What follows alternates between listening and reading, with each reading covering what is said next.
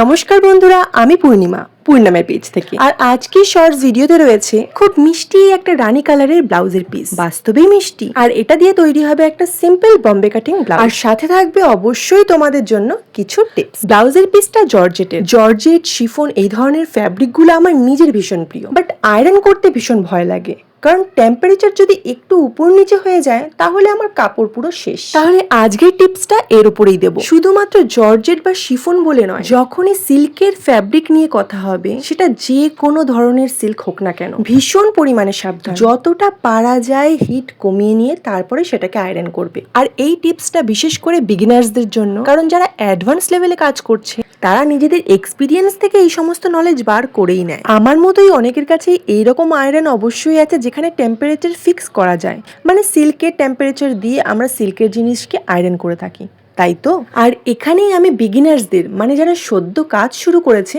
তাদের এক্সপিরিয়েন্সের কথা বলছিলাম। কারণ তোমরা অনেকেই জানো না যে সিল্কের টেম্পারেচার ফিক্স করা সত্ত্বেও সিল্কের জিনিস কিন্তু পুড়ে যায়। কারণ ভালো কমা এই ধরনের সিল্কের কোয়ালিটি কিন্তু এখনো পর্যন্ত আমরা অনেকেই বুঝি না, বলতে গেলে আমি নিজেও বুঝি না। তাহলে এই ধরনের প্রবলেমের সলিউশন কি? দুটো সলিউশন আছে। প্রথমটা একটু দামি, যে একটা উন্নত মানের স্ট্রিম আয়রন ইউজ করো। আর দ্বিতীয় উপায়টা হলো সিল্কের কাপড়ের উপর একটা কটনের ফেব্রিক রেখে সেটাকে আয়রন করো, পুড়ে যাওয়ার কোনো সম্ভাবনাই থাকবে না।